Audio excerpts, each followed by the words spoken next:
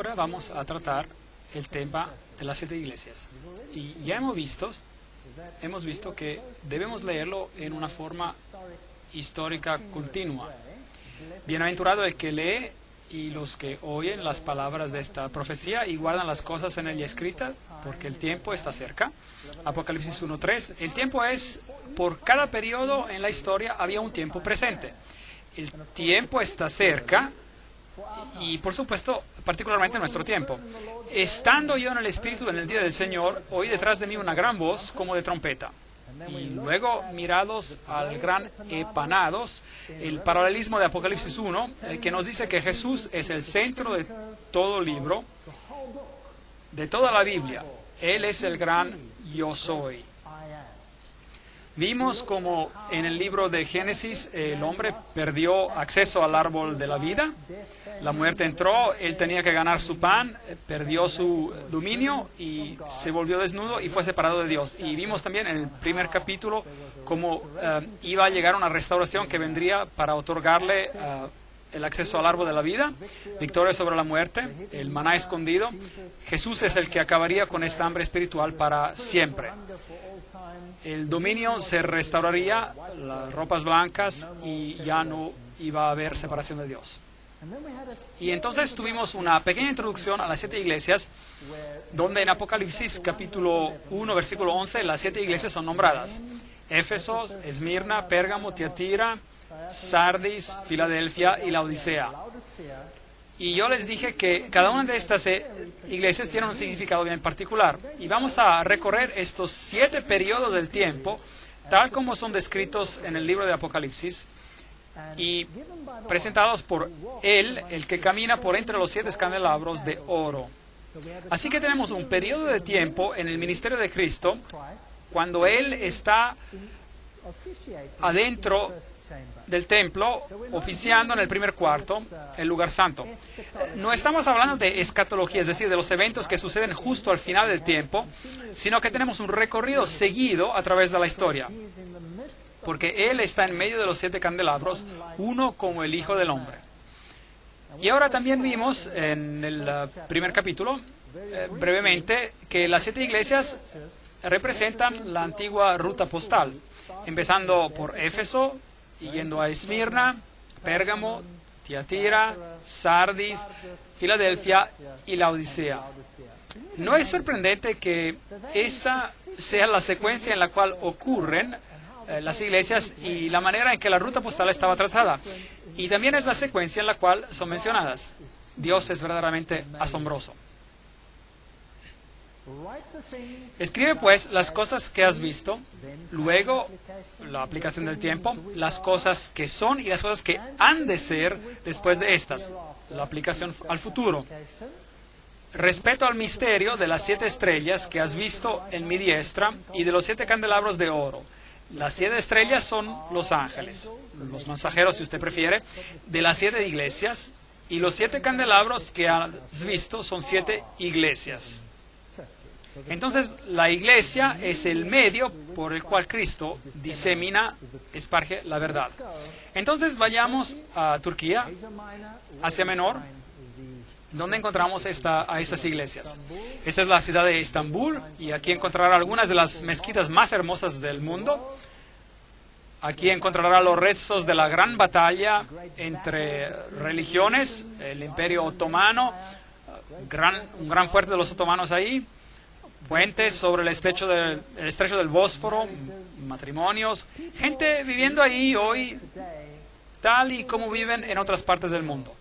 Todos que luchan con la vida, todos buscando a alguien a quien amar. Esta es una pareja joven que está comprometida para casarse. Ella está vestida de rosado ahí. Y ahí el carruaje sobre una de las 7 colinas de Estambul, Constantinopla. Esta es una de las ciudades de 7 colinas. Roma es la otra con 7 colinas. Es interesante que ambas fueron capitales del Imperio Romano. Y aquí está la gran mezquita azul en Estambul. Tremendas edificaciones que representan una de las más grandes religiones del mundo. Y estaremos tratando con algunos de estos temas a medida que avancemos en el libro de Apocalipsis. Esta es Santa Sofía, un lugar muy interesante. Hoy es un museo, pero solía ser una iglesia cristiana en los tiempos bizantinos. Y cuando los musulmanes tomaron control durante el periodo bizantino, digamos el periodo post-bizantino, la convirtieron en una mezquita y hoy en día es un museo. Es interesante que en esta iglesia tienen relieves cristianos pintados sobre las paredes. Y cuando los musulmanes tomaron el control, pintaron las paredes de blanco. Tomaron pintura blanca y las pintaron por encima. Y así que desaparecieron del sitio. Y ahora, con el pasar del tiempo, la pintura blanca ha desvanecido. Así que cuando uno entra en la iglesia, uno ve los relieves cristianos y si mira atentamente los ven. Interesante, para mí es algo simbólico. Parece como si las grandes barreras entre las religiones se están cayendo y se están mezclando las religiones en una sola. Tiempos interesantes que el mundo está enfrentando. Estos son los canales subterráneos donde uno puede ir de compras. Es bien oscuro allá abajo. Por supuesto, es un país muy interesante, uno de los países fenomenales para visitar. Excelentes instalaciones, comida riquísima. Tercer mundo y primer mundo en uno. La ciudad de Troya existió aquí y esto es lo que queda de esa ciudad. Y esto es lo que queda del pueblo de Troas.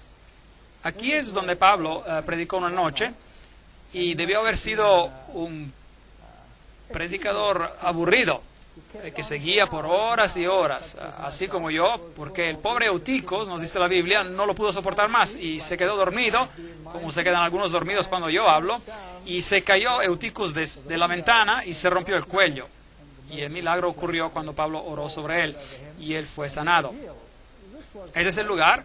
Hoy es solo un pequeño puerto de mar donde pescadores salen en sus barquitos. Y aquí es donde tenemos el escenario de las 7 iglesias en esta área. Así que cada una de las 7 iglesias donde Cristo es representado están esparciendo su luz al mundo.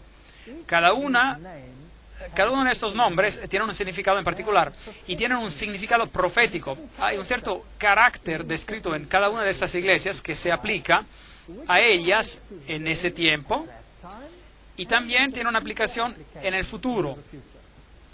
Entonces las iglesias reciben un elogio, algo que están haciendo bien, y es interesante que hay una iglesia que no recibe ningún elogio, pero a eso llegaremos después.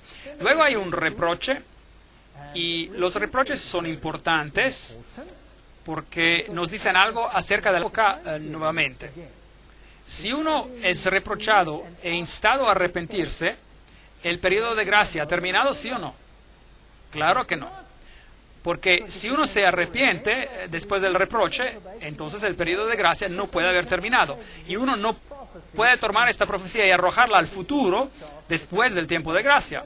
Eso violaría no solo la terminología del libro de Apocalipsis, sino también la estructura donde el texto está mencionado. Estos textos se encuentran según la estructura del quiasmo, en el brazo, la parte histórica. Cristo está ministrando en el lugar santo, no en el lugar santísimo, así que este es un periodo de su ministerio que no pertenece al tiempo de la fin, aunque la profecía avanza por toda la totalidad del tiempo cristiano, aún en ese tiempo. Entonces hay un reproche, después hay un consejo y hay una promesa. Esa es la estructura básica de todas las cartas a las iglesias. Ahora, el primero es el pueblo de Éfeso. Era un pueblo muy próspero. Hoy esas son las ruinas de Éfeso. Aquí está la gran calle de los Curetes.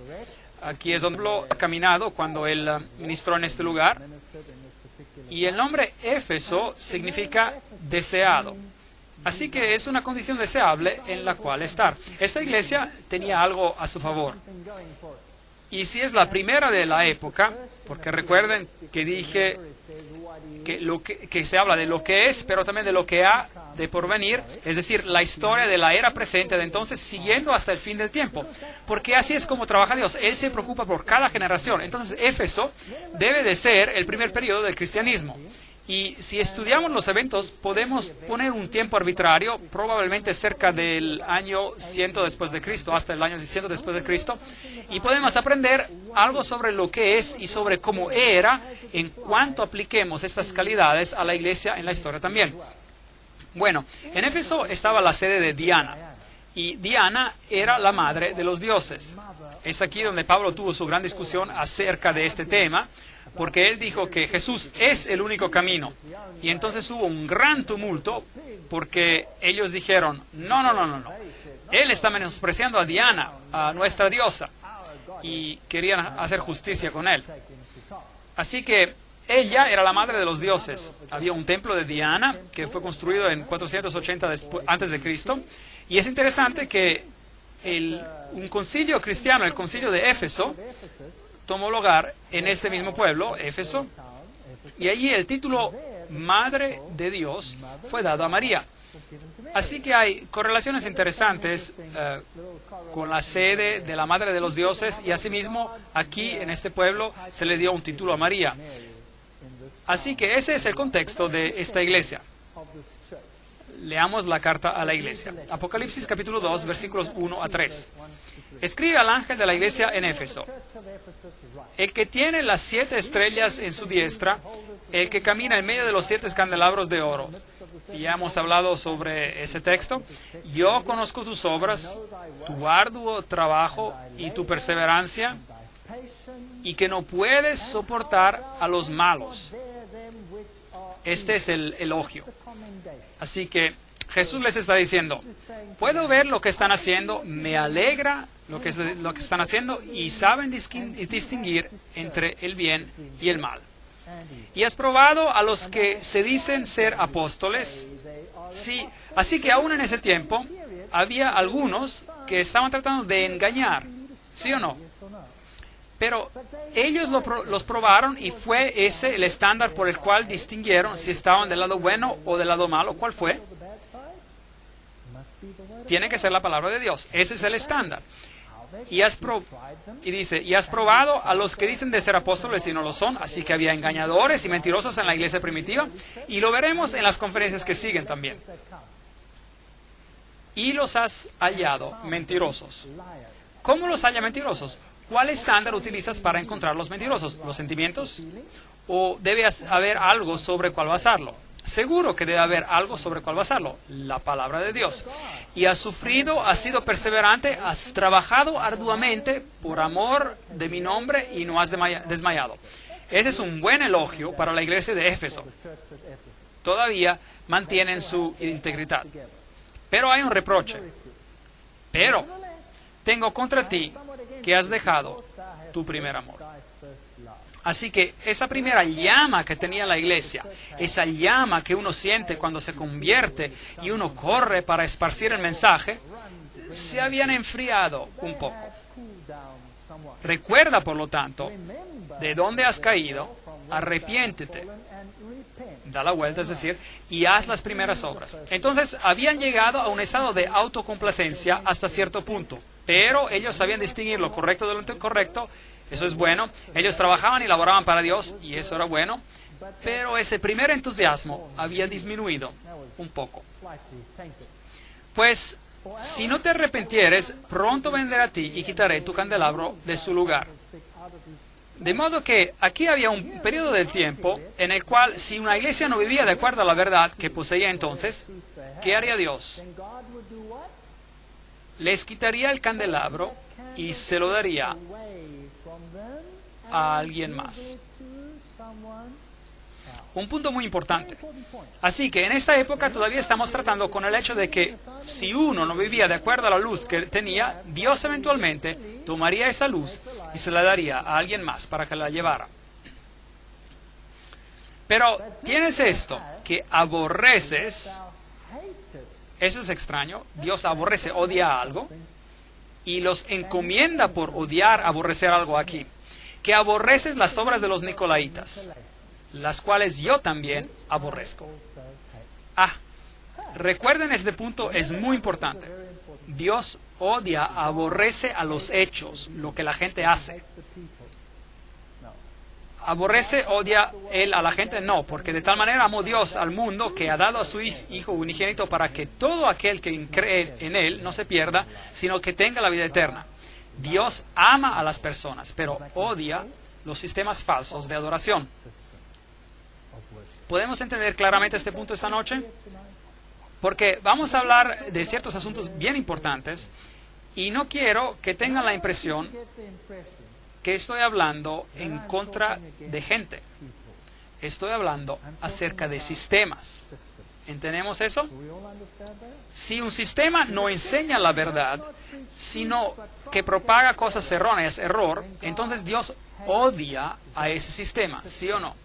Sí, Él ama la verdad y odia, aborrece el error. Él ama a toda la gente a pesar de sus errores y sus fallas. Aún antes de que supiéramos que Él existiera, Él estuvo dispuesto a morir por nosotros, ¿cierto? No debemos olvidarnos de esto, nunca.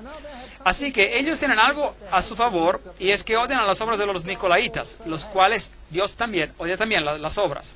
Entonces la iglesia primitiva tenía el discernimiento para odiar a los nicolaitas. ¿Quiénes eran ellos? ¿Quiénes eran? Nicolaos, nicolaitas, Nicolás. Ellos eran un grupo que enseñaba, era una secta agnóstica, que enseñaba que la ley de Dios no se aplicaba al hombre carnal porque el hombre era carne y espíritu. Por lo tanto, lo que el hombre hacía en su carne no se aplicaba a su espiritualidad. Es una forma común de pensar hoy también. De modo que lo que los nicolaitas enseñaban en ese entonces también lo enseñan hoy. Nicolaos o Nicolás era el culto a Poseidón, el dios del mar. Los nicolaitas. Nicolás. ¿Ha escuchado ese nombre hoy en día? Claro, si hoy adoramos en el santuario de San Nicolás. No lo encontrarán en la historia, pueden buscar en la enciclopedia británica. Ahí dice que es un individuo ficticio, probablemente del culto de Poseidón. Muy interesante. Jesucristo es Dios. Jesucristo es el Salvador. Jesucristo es el que nos salva. Y ahora celebramos su cumpleaños, ¿en qué día? El 25 de diciembre. La Biblia dice que los pastores estaban en los campos afuera, así que no pudo ser el 25 de diciembre. El dios Zeus o Júpiter, su cumpleaños era el 25 de diciembre. El dios Osiris, su cumpleaños era el 25 de diciembre. Podría nombrarle a todos los dioses antiguos. Las principales deidades tenían sus cumpleaños el 25 de diciembre. Ahora, si la Navidad, Christmas en inglés, es decir, que significa la misa de Cristo en inglés, era realmente la fecha del nacimiento de Cristo, entonces, ¿por qué celebramos a Nicolás en ese día particular? ¿No es interesante? Y luego se les pide a los niños que pregunten a quién para sus regalos. En las religiones nórdicas a Nicolás, y él viaja por el cielo justo como los dioses antiguos viajaban por el cielo el 25 de diciembre en un carruaje, y si era Zeus o Júpiter era jalado por un macho cabrío, pero si era un dios nórdico, y nosotros, es decir, los anglosajones, tenemos una religión nórdica, porque de allá es donde venimos de los godos, del pueblo godo, entonces el dios era jalado por renos. Y él podía discernir lo bueno y lo malo, era eterno, vivía por siempre, y cada año sabía cuál niño era bueno y cuál niño no. Entregaba los regalos y él se iba, todo eso en el 25 de diciembre. Y los niños hoy se olvidan de Jesucristo y dicen Papá Noel. ¿Eso es bueno o malo? Entonces, lo que estamos celebrando es el día de Nicolás, y amamos a los nicolaitas. Pero la iglesia primitiva los odiaba. No odiaba a los individuos, pero al sistema. Al vencedor le daré a comer del árbol de la vida que está en el medio del paraíso de Dios. Apocalipsis 2, 4 a 6. hoy Cristo está siendo suplantado por el sistema en forma sutil, pero es peor de lo que parece. Aquí está la calle de los Curetes, y aquí es donde Pablo debió haber caminado. Aquí es donde se encontraban las estatuas de los personajes prominentes del pueblo, y cada uno tenía una cabeza, y si uno tenía mucho dinero, uno contrataba a un escultor para que le hiciera una cabeza y la pusiera allí. Y uno pagaba alquiler como uno paga por el teléfono, la casa o algo así. Y si uno se le acababa el dinero o dejaba de pagar, pues tumbaban la cabeza y ponían la de alguien más, alguien que pudiera pagar el alquiler. Así que cuando uno caminaba por allá, uno estaba en toda su gloria si uno podía pagar el alquiler. Aquí había un templo al emperador de Traiano. Templos como este eran, por supuesto, dedicados a muchos dioses. Y el emperador romano era, por supuesto, una deidad, el emperador romano. Y era la reencarnación del dios del sol.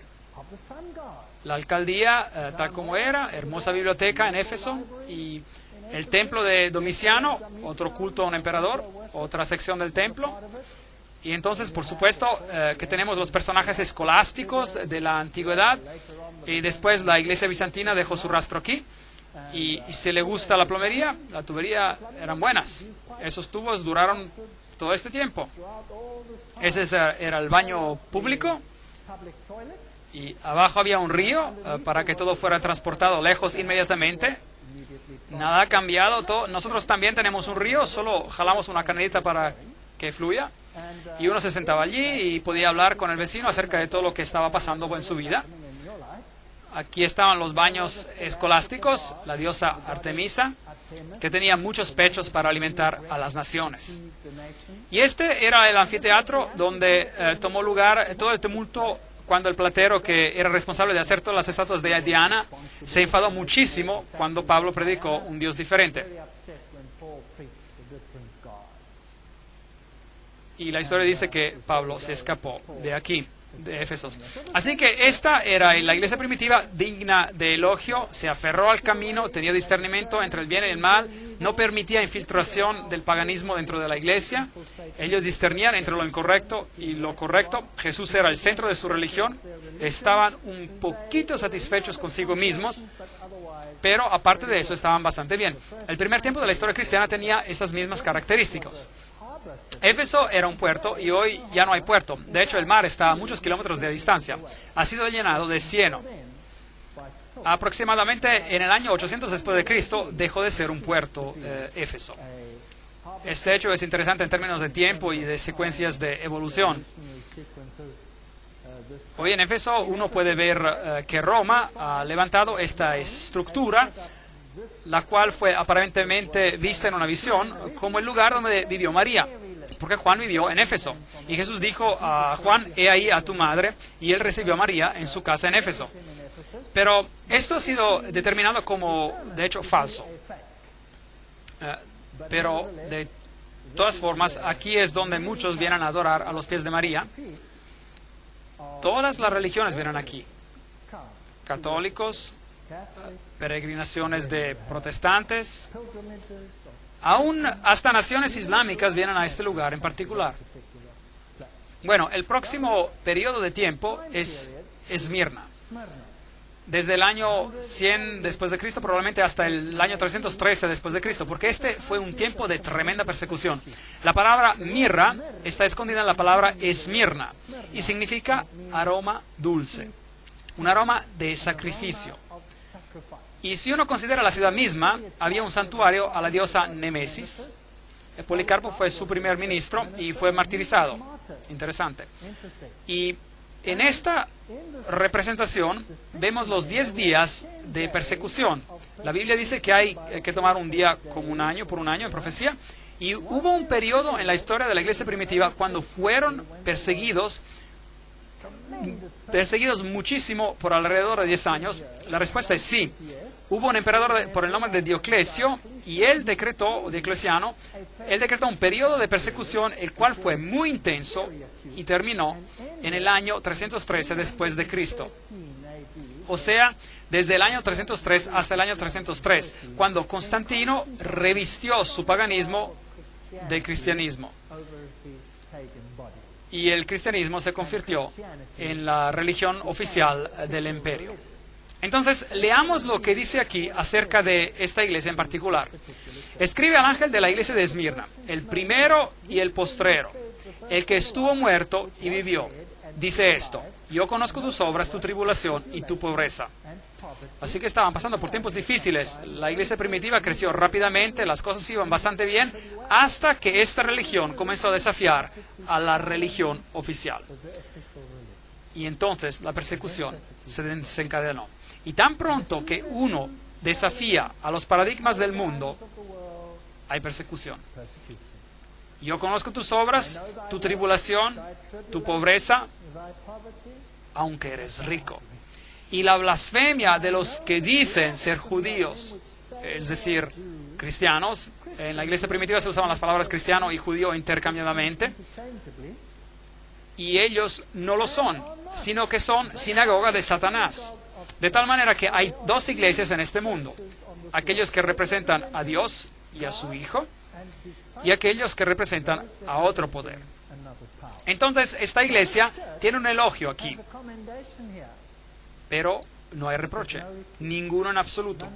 No temas lo que has de padecer. El diablo echará a algunos de vosotros en la cárcel para que seáis probados, y tendréis tribulación por 10 días. Ahí tenemos un periodo de tiempo mencionado de manera particular. La persecución diocleciana tomó lugar durante ese periodo. Sé fiel hasta la muerte y yo te daré la corona de la vida. Ahí está la promesa de la restauración. El que tiene oído, oiga lo que el Espíritu dice a las iglesias. El vencedor no sufrirá daño de la segunda muerte. Interesante teología que vamos a tratar en conferencias siguientes. Apocalipsis 2, 10 a 11. Así que aquí está una iglesia que no tiene reproche. Es una de las únicas dos iglesias entre las 7 que no tiene reproche, solo un elogio. Eso es muy deseable. Pero, ¿qué tuvo que pasar para que llegaran a eso? Persecución. Ven, bajo los tiempos de persecución, la escoria se separa. Y lo que pasa bajo la persecución es que aquellos que son conocidos por su forma de religión, ellos se quedan atrás, porque llega a ser muy doloroso aferrarse solo a una forma. Entonces se dan por vencidos.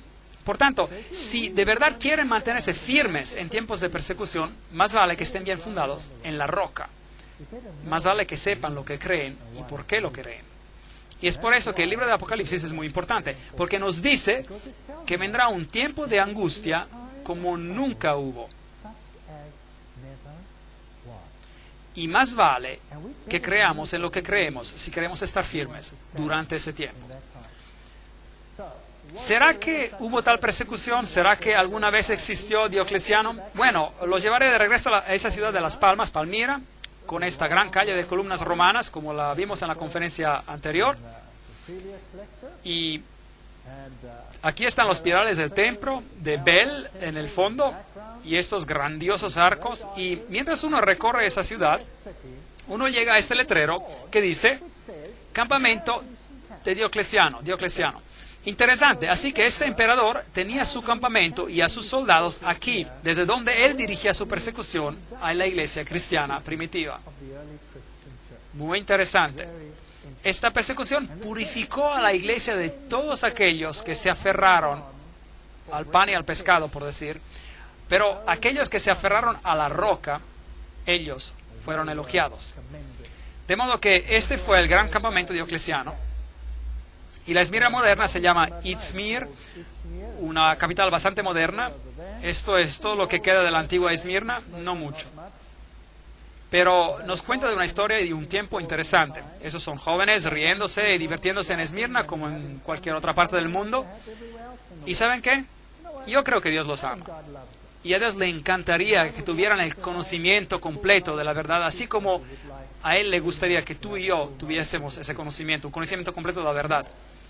Pero si uno tiene la verdad y la defiende, esto es lo que le puede pasar: persecución.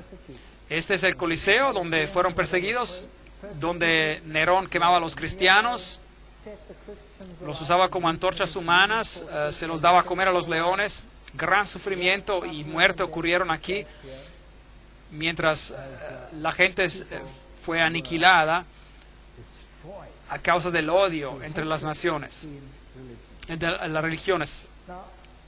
Ahora estamos entrando en una época muy interesante de la historia hoy en día, donde la tensión entre religiones está muy elevado. ¿Ha notado eso? Y quizás la solución al problema, que parece tan lógica, es de no ser tan fanáticos. Es que es tan doloroso ser fanáticos.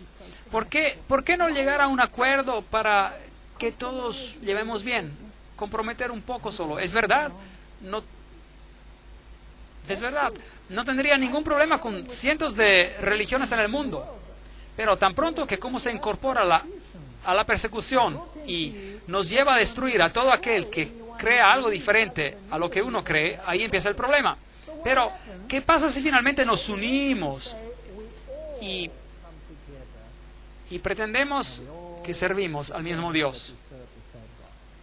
Entonces tendremos paz, paz definitiva. ¿Será que sí? ¿Es que la paz se encuentra en llegar a un acuerdo? ¿Sí o no? Bueno, ese es un problema. La iglesia primitiva descubrió eso. Y entonces llegó la persecución y fueron purgados, depurados. Cuando Satanás no pudo destruir a la iglesia con la persecución, porque cuando él quemaba a uno, a un cristiano, 10 tomaban su lugar porque veían la fe de estas personas, que con amor en sus voces y cantos en sus labios y oraciones por aquellos que los perseguían, y no bombas, oraciones por los que los perseguían, y ellos morían por su fe, y otros se paraban y tomaban su lugar. Y si eso no le funcionó a Satanás, ¿qué intentó después? Pues, ¿qué tal usar las tácticas de Balaam? Es que Balaam trató de maldecir al pueblo de Dios. Balac quería maldecirlos porque eran una amenaza para él. Pero cada vez que trataba de maldecirlos Balaam, ¿qué pasaba? Una bendición salía de su boca. Un gran problema, un gran problema.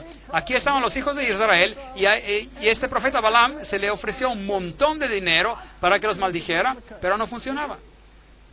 Así que inventó un plan. Y dijo, ¿saben qué?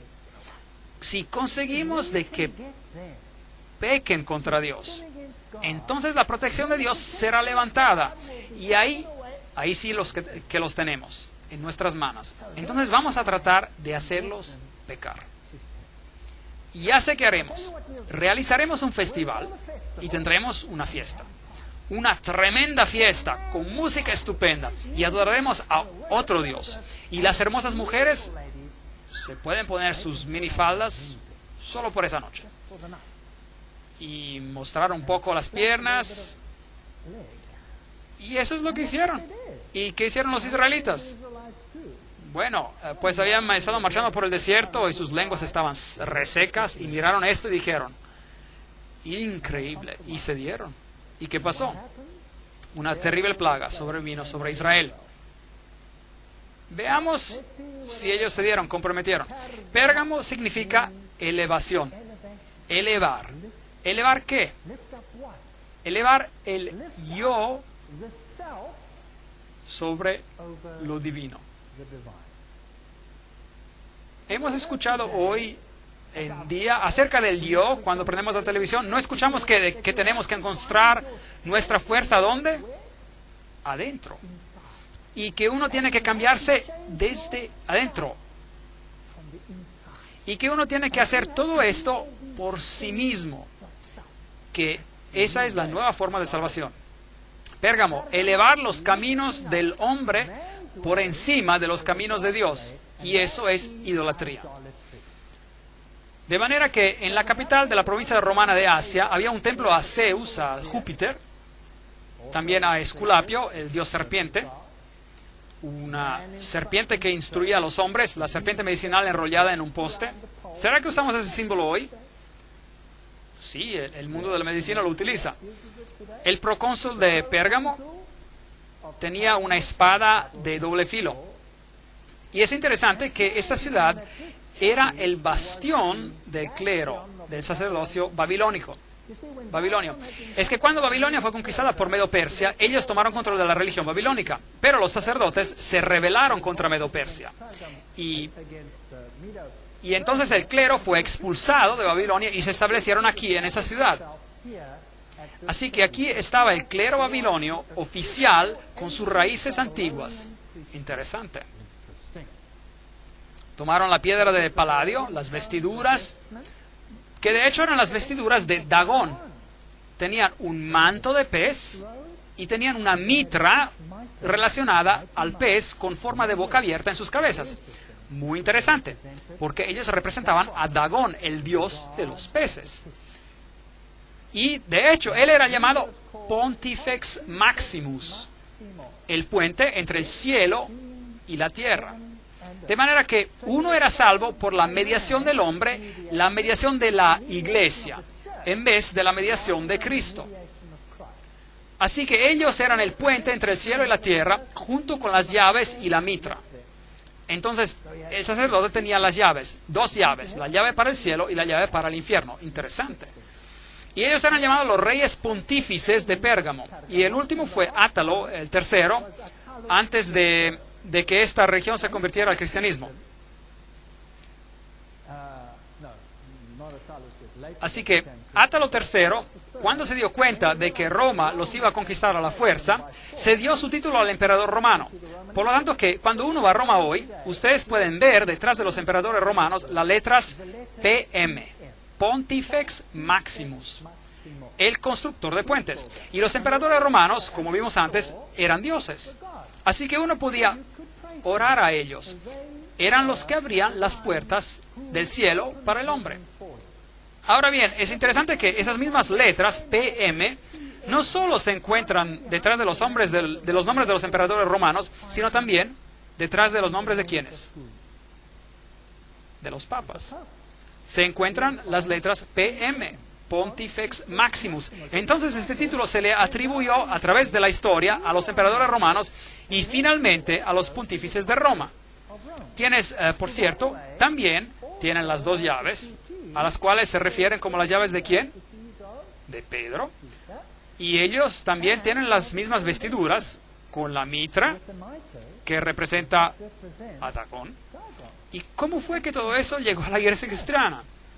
Ahora bien, en el año 378, después de Cristo, el emperador Cristiano Graciano rechazó el título. Por lo tanto, que aquí estaban los emperadores romanos y de repente uno dijo, yo no quiero ese título. Entonces se quedó sin dueño el título hasta que fue agarrado por Damasco, obispo de Roma. Y así es como el título llegó a ser parte integral del pontificado romano. Entonces, hoy todavía existe ese título. Pero, ¿qué fue lo que pasó aquí en Pérgamo? Bueno, aquí fue donde se llegó al compromiso, a la mezcla. En Pérgamo tenemos este gran altar de Pérgamo, el cual era, por supuesto, un altar a los dioses, para todos los dioses del panteón. Una tremenda batalla está representada aquí entre las fuerzas del mal y del bien. Y Apocalipsis 2, 12 a 14 nos dice, escribe al ángel de la iglesia de Pérgamo, el que tiene la espada aguda de dos filos. Y esa es la palabra de Dios. Jesús está escribiendo acerca de la palabra de Dios. Y aquí vemos a otro que también tiene una espada. Pero él es un mediador terrenal. Yo conozco tus obras y dónde habitas. Recuerden que él, Jesús, le está hablando a sus miembros, a su iglesia. ¿Y ellos están viviendo dónde? ¿Dónde está el trono de Satanás? Increíble. De manera que ese sacerdocio, que supuestamente es otro Bab-el, portal a Dios, es una abominación de Satanás. Es la sede de Satanás, donde está el trono de Satanás. Pero retienes mi nombre. O sea que esta iglesia seguía aferrándose a la verdad a pesar de esas circunstancias. Y no has negado mi fe ni aún en los días de Antipas, un nombre muy interesante, Antipas. Mi testigo fiel fue muerto entre vosotros donde había Satanás. La segunda vez que se menciona esto. Entonces aquí vemos a alguien que prefirió morir en vez de negar su fe. Y él lo llama Antipas. Ahora bien, Antipas podría ser, algunos dicen, un personaje histórico.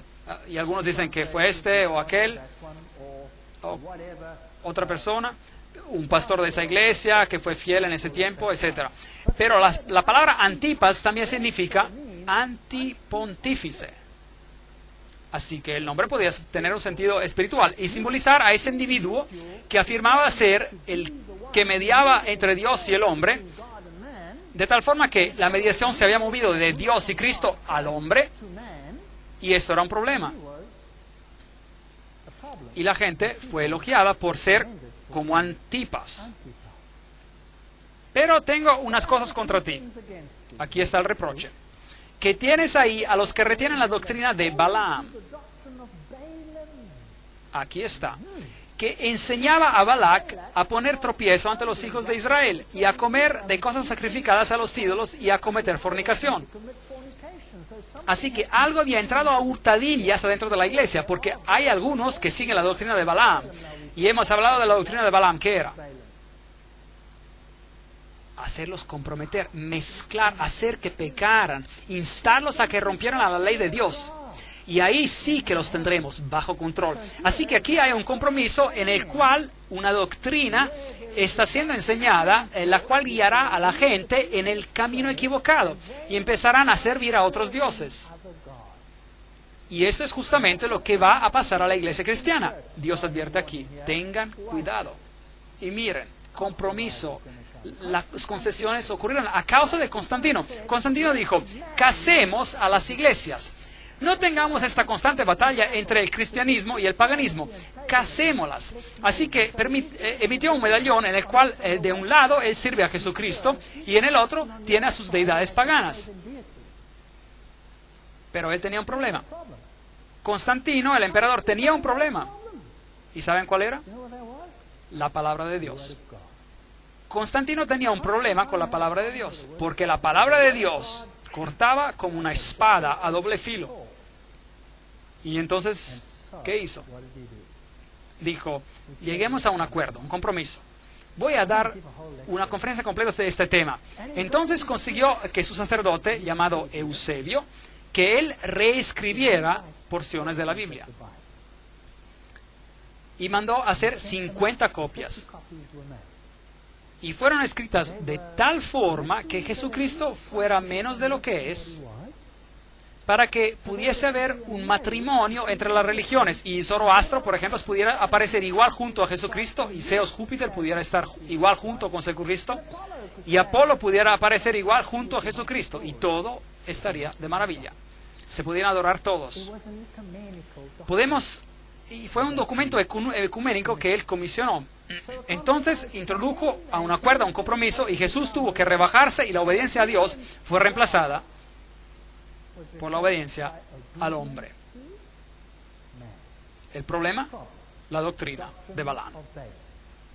Y también tienen a los que retienen la doctrina de los nicolaitas.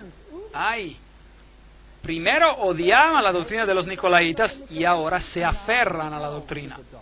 Por tanto, arrepiéntete, pues si no, vendré pronto hasta ti y pelearé contra ellos con la espada de mi boca.